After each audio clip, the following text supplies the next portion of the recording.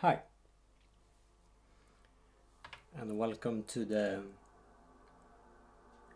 January edition of the Q&A videos, where I answer some of your questions from the comments in previous videos.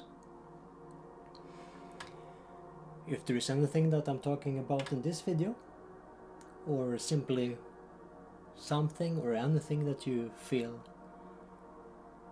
you would wonder or like me to talk about in an upcoming video, let me know in the comments below.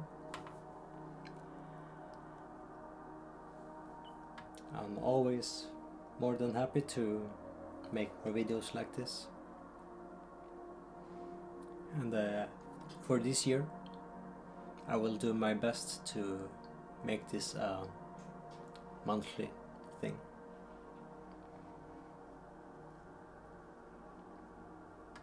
With that, I'll get started when it comes to where I was around a year ago.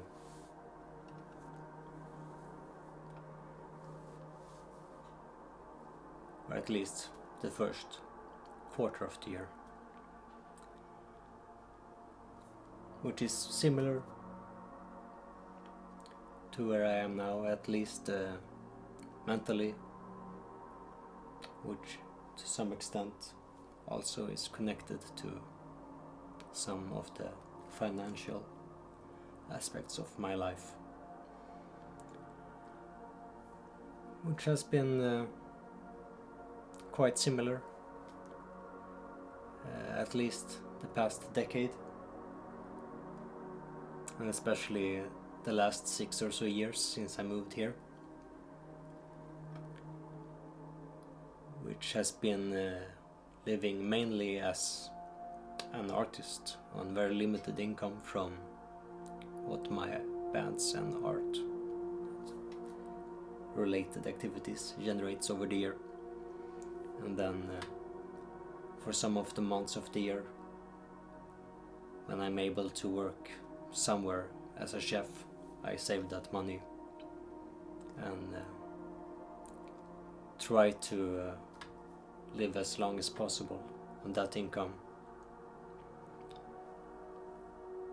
because creatively I thrive on isolation and a nightly schedule. I prefer to work alone at night, while generally most restaurants are the opposite, that you start early in the morning and you quit, in my case mostly in the early evening or late evening, which is why I was less active during the summer and early autumn, as I worked to be able to live in this time of the year.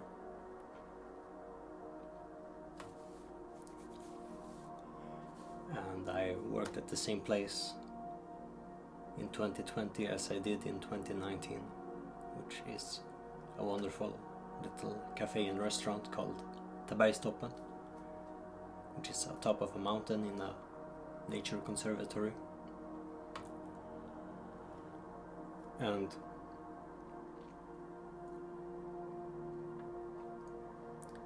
one of the things about winter, and Swedish winter, is that it's unreliable and often unpredictable, which means that it can be hard to predict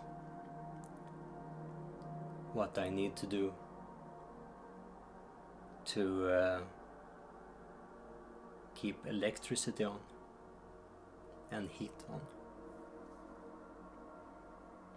And in a case of an older house like this one, that also means water, because the water and the heat is connected.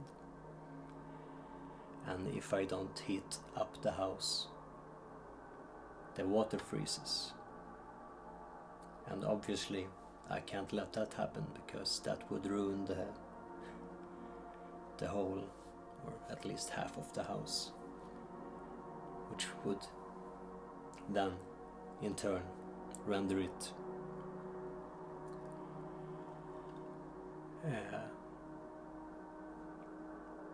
simply ruined, which in turn would mean that I wouldn't be able to move from here or sell this place without losing, instead of at least getting back what I put into it. So with that in mind, I had to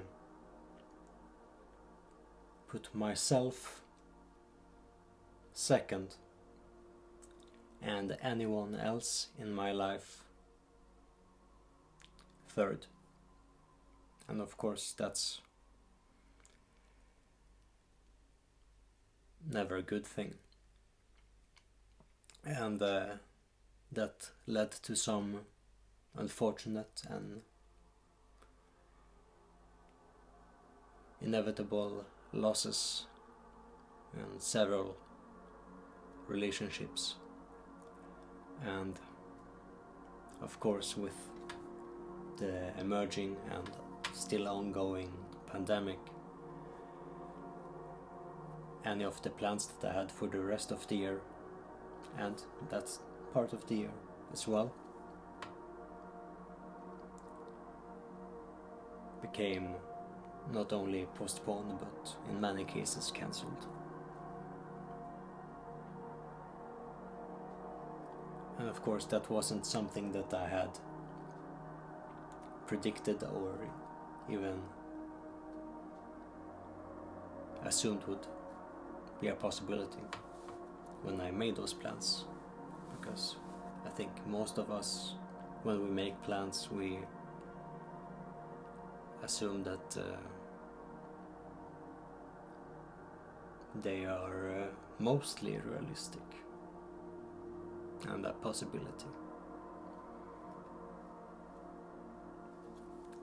And as I was gradually experiencing my plans deteriorating and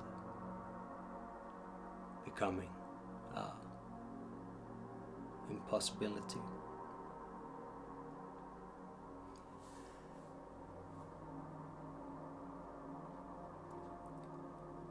as a coping mechanism, I tend to isolate and introvert. And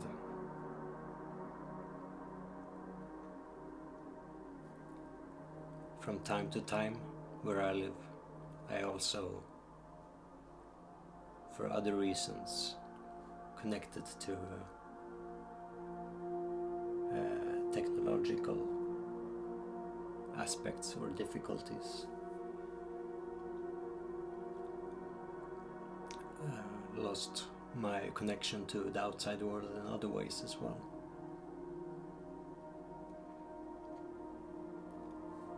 So as a way to simply survive,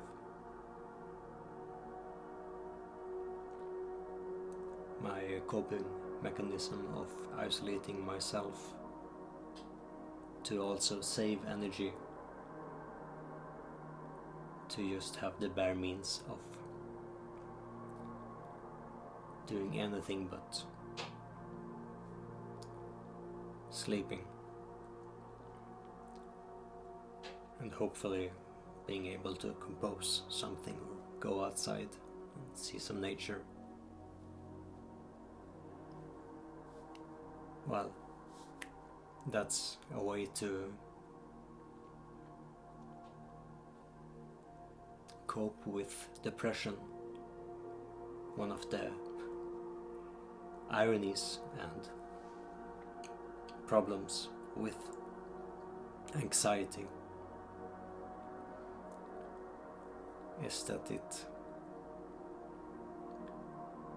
likes to fool you into doing things that creates more anxiety and deepens the depression.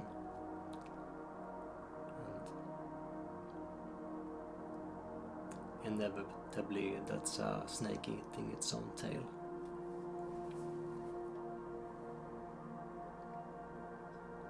Because you're just digging a deeper hole for yourself. But after a while, when you're over your head into that hole, you can't really see how far down you've gone into it.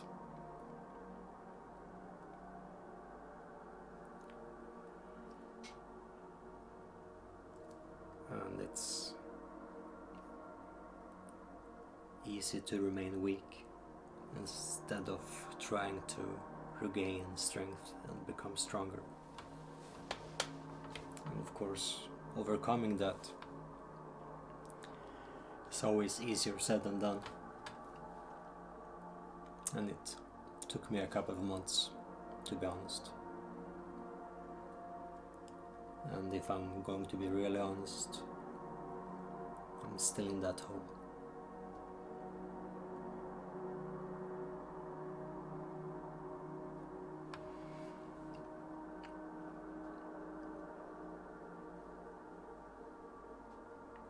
One of the ignorant things that I did towards myself during that depression was to let myself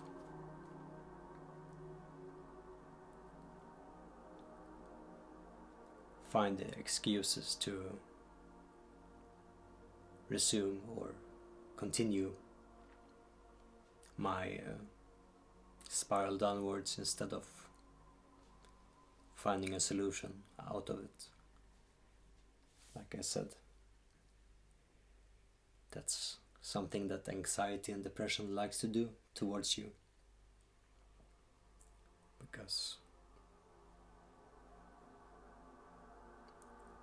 depression can be comforting. It's something you know.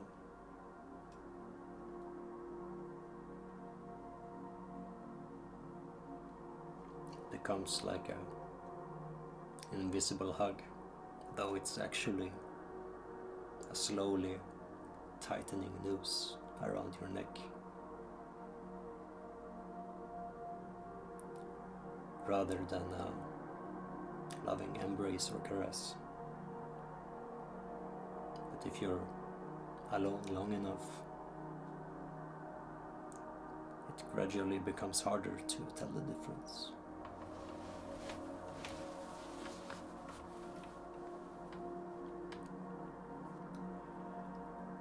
So instead of going out and finding some kind of sanctuary and inspiration for creativity, or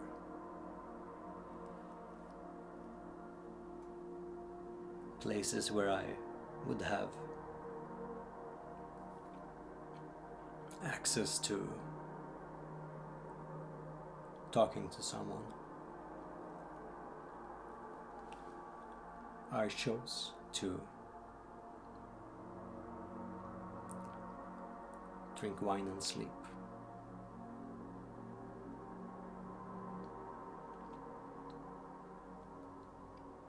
Because if I consume food, I have to go to the city to buy new food. And that would force me to not only see people, but also spend energy and money. And during that time, I didn't have the energy and I didn't have the money.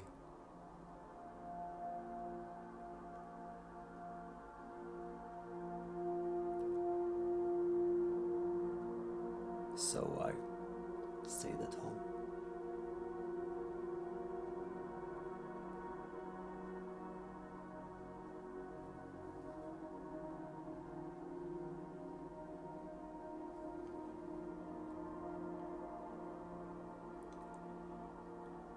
It led to some interesting songs that I will be able to record someday, I hope.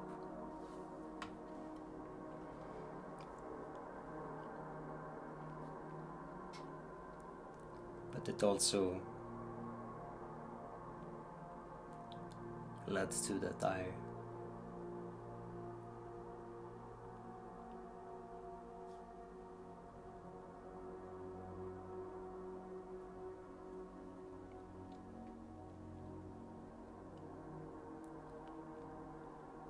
don't have some of the things and some of the people that I value the most.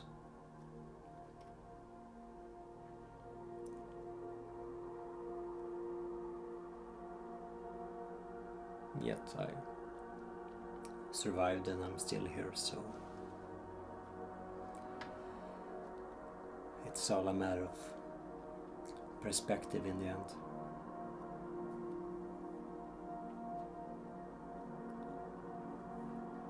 But yeah, I would have done it way differently if I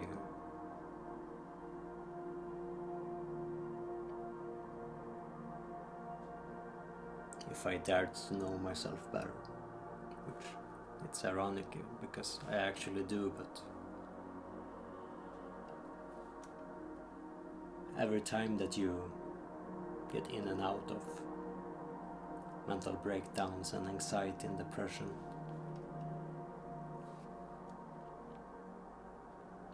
it's always a new lesson to be learned. And unfortunately, there's no pleasant or nice way to say it.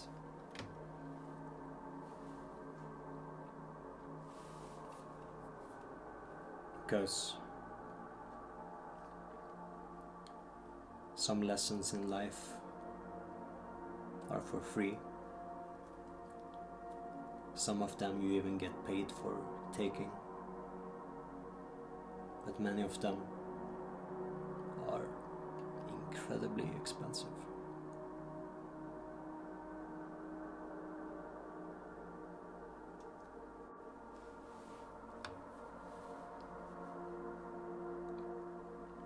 And that connects to another of the questions for this video, which is where I'm going to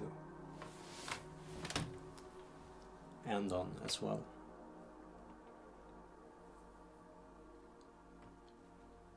And that is the subject of love and more specific relationships and some other things more or less connected to it.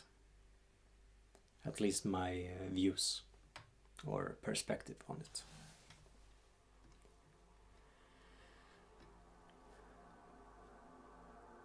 Because over the years I've had a few either longer or shorter relationships, depending on how you wish to see it or classify it.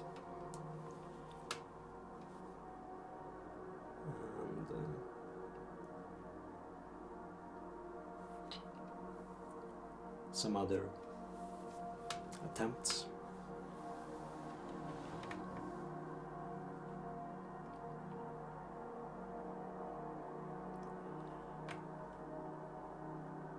And one thing that I'm always clear about, and something that will never change, which I am yet again clear about, is that beyond anything else,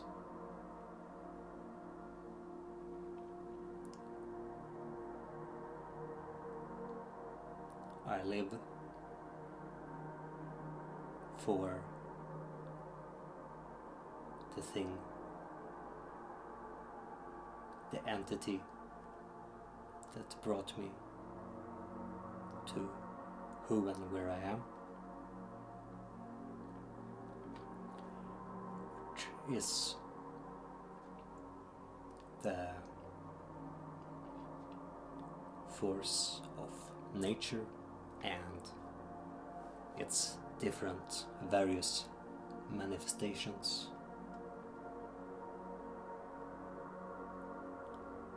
You can call it branches of a tree or pins in a wheel, bands, projects, creative outlets. I live for my art, or the art that manifests and emanates through me, and that will always be my priority.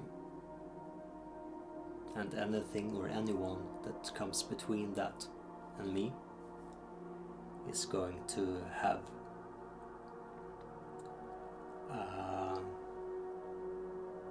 lesser or lessened priority, which then is connected to what I give my time or energy to. In other words,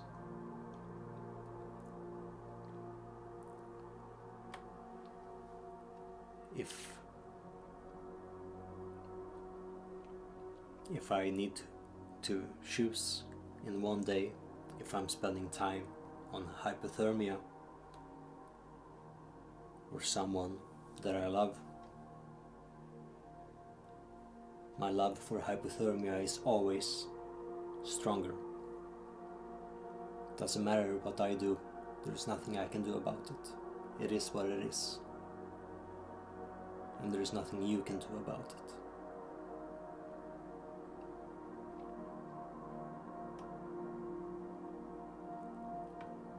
And that's the only principle in my life that I'll never break, because I wouldn't exist without it. And honestly, that means that no one would know me without it either. So I don't consider it being even a possibility. It's not negotiable. No one has the right to ask me to change that, because you wouldn't even know me or have a relationship with me without it.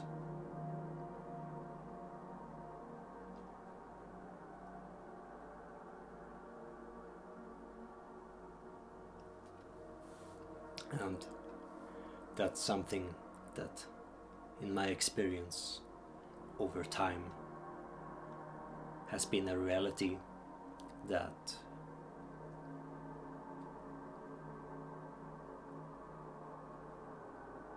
those who have searched out or instigated a relationship with me in one way or another has been unable or unable to withstand. And it's not that I don't welcome them or try my best to, from time to time, give them as much priority or love as possible, because I do.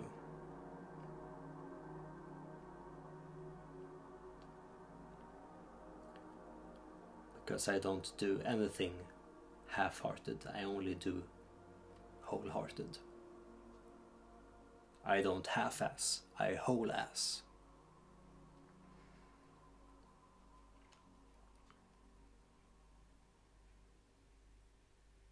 That's why I'm not a vegetarian, and that's why I'm not a hunter. Except for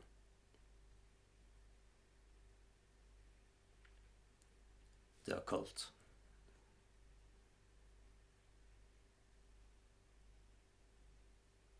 That's a well that you never can go deep or far enough into.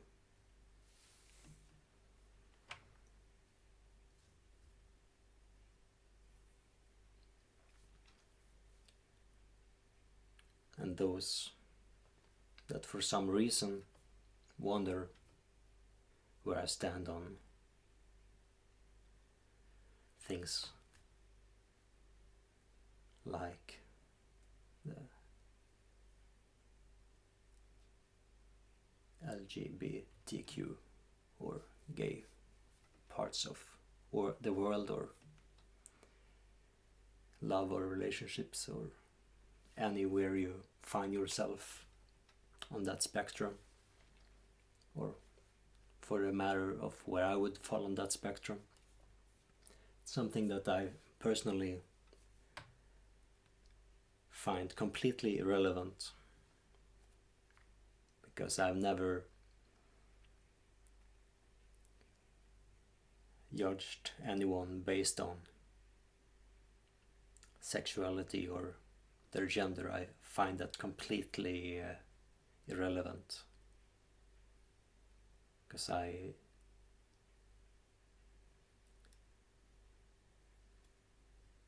give everyone my neutrality as a baseline, and I will treat you well as long as you treat me well, or as long as you treat others well. And my judgment is, if at all, based on actions. So as long as you do what you should, or what you claim that you will or have done, I'm on your side and you have my support.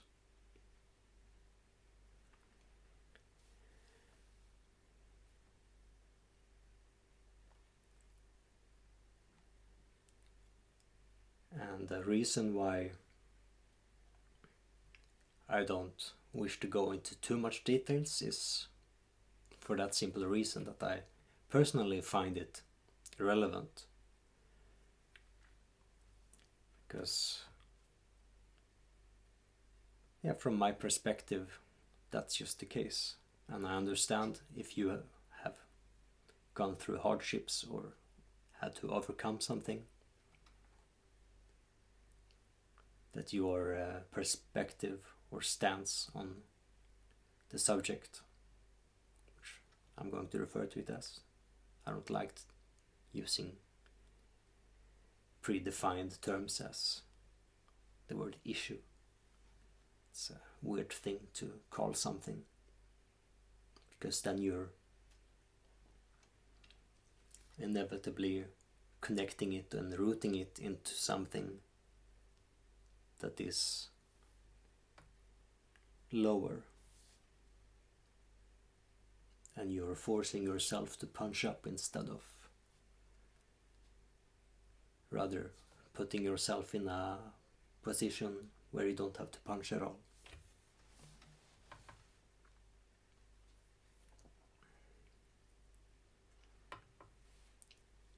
And one of my reasons, or my perspective on it all, from my own experiences and life over the years, especially in my younger years, for being more or less an outsider and also walking my own path. Over the years of growing up, I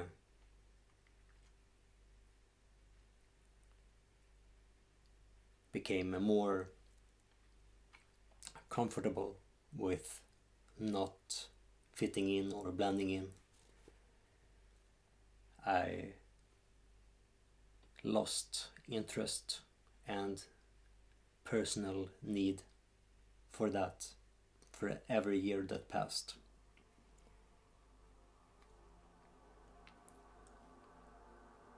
But for the first decade of my youth, I was bullied and punched daily, as well as being called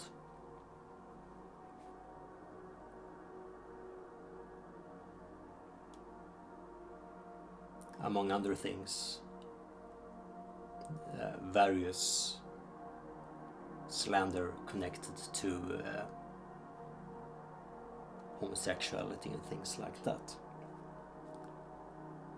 based on nothing but my appearance or personality.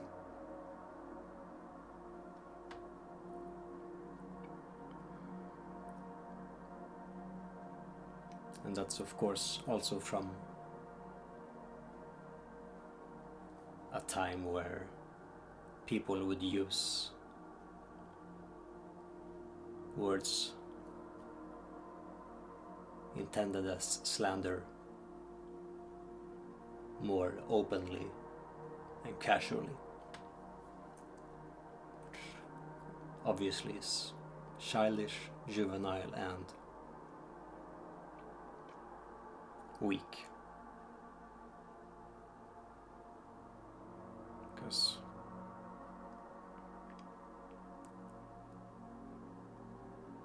not only are they incorrect, but they don't even take the time to come up with a clever insult.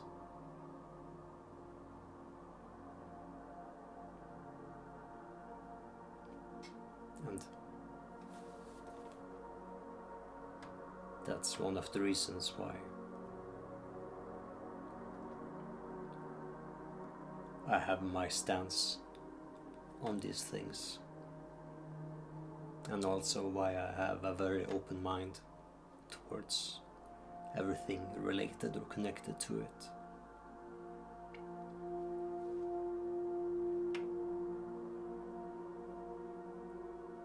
Because I always welcome those and that which is different or out of the ordinary, even if it becomes something that is ordinary. That doesn't mean that it's bad either.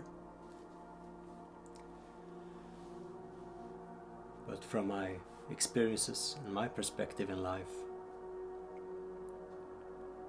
I've always been outside looking in, and I don't consider that to be a bad thing, but it's not necessarily a good thing either. That all depends on each one of us, because we're all different and we all perceive different experiences differently, because it all affects us differently depending on our needs and feelings, our goals in life, and dreams and aspirations, and so on.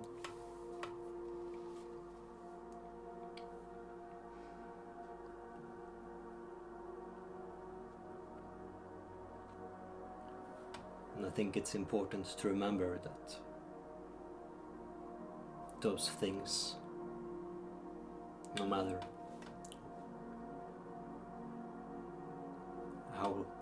how or where the society,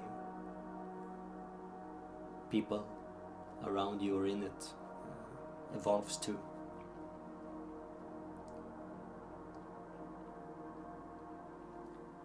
should keep an open mind and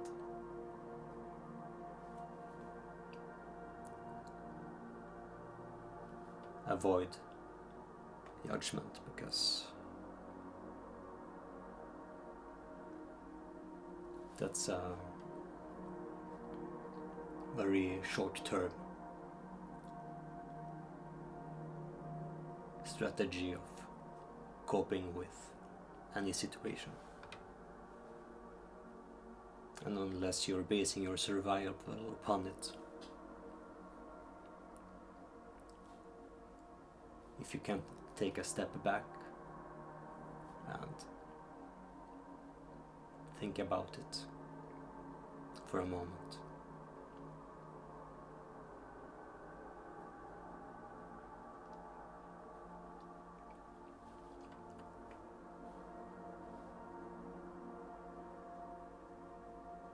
There's always something to love or appreciate.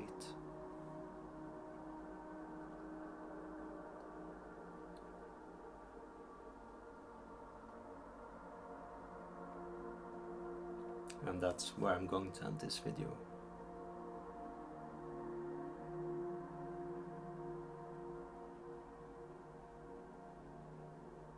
As that's a mood that I wish to leave you with. And hopefully it carries over to you and those around you.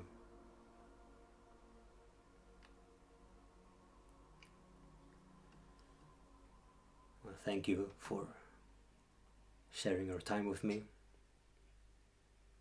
for listening or watching or both.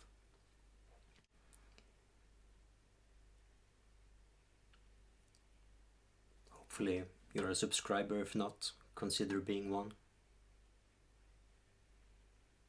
If you have questions or wish that I elaborate on anything that I've said in this video, let me know in the comments down below. And take care.